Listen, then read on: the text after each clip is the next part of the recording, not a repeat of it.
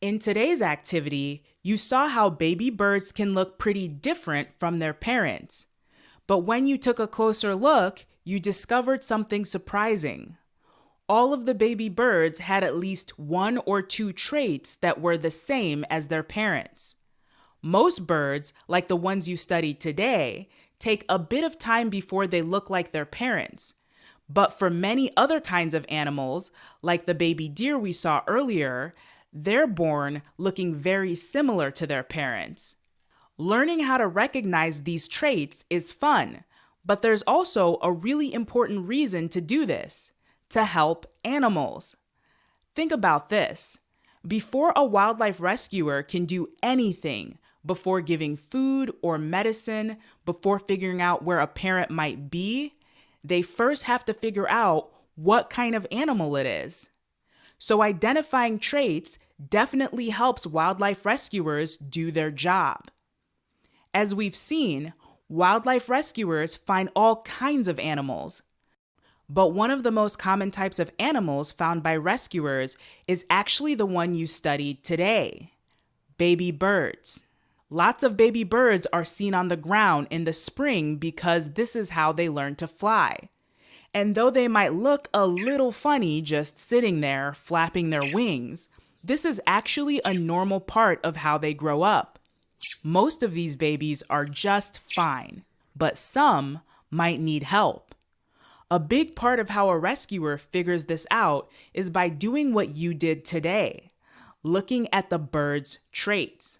No matter what kind of bird a rescuer finds, there are special traits that have to do with a bird's age.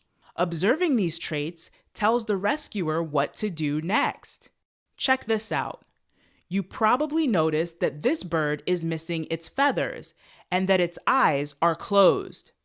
The rescuer noticed these things too. These traits gave the rescuer clues that this bird is too young to be out of its nest. So the rescuer put the baby back into the nest with its parents. But now check this out. You probably noticed that this bird does have feathers and its eyes are open. These traits gave the rescuers clues about the baby bird's age. This bird is old enough to be out of its nest. Oh, and look at that.